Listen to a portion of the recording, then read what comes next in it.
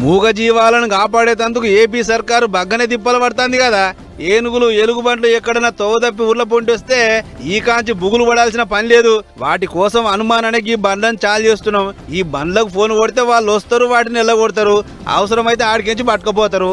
ముంగట మీకు ఈ అడవి జంతువులతో ఏ తిప్పలుండదు అని చెప్పుకొచ్చిండు ఏపీ చిన్న సీఎం పవన్ కళ్యాణ్ సారు.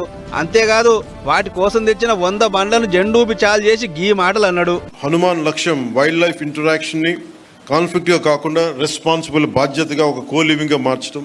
అంటే మనం భూమి అనేది ఒక మనిషికే కాదు జంతువులకు కూడా మనం వాటి పట్ల కూడా మనకు బాధ్యత ఉంది. వసుదైక కుటుంబకం అనే సిద్ధాంతాన్ని నమ్మేవాళ్ళం మన దేశం.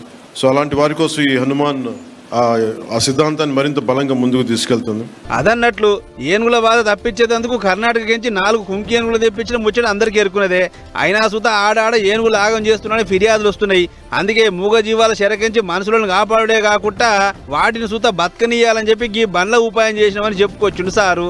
ఈ బండ్లన్నీ అడవి శాఖ తరపుకించి తిరుగుకుంటా జంతువులను కాపాడుతాయని పూసగుచ్చిండు చిన్న సీఎం. 100 బండ్లలో 93 బండ్లు జంతువుల మంచి చెడ్డలు చూస్తానికైతే కడమ 7 బండ్లు అంబులెన్స్ లో లెక్క. అంటే రాంగా పోంగా వాటికి ఏమైనా దెబ్బలిగిన తగిలితే వెంటనే సూది మందులిగిన అదే బండ్లు ఇస్తారన్నట్టు. మొత్తానికి ఇకమత్తు చిత్తూరు, శ్రీకాకుళం ఇంకా మన్యం జిల్లాల దిక్కు బగ్గా అక్కడికొస్తుంది. ఏనుగులు గుజ్జేలు చేయంగా ఇన్నొద్దులు పంటలు మస్తు ఆగమైనాయి. ఇప్పటికన్నా అది కంట్రోల్ అయితే అదే 10,000 అనుకుంటారు ఈ ముచ్చడు చూసిన అక్కడి జనాలు.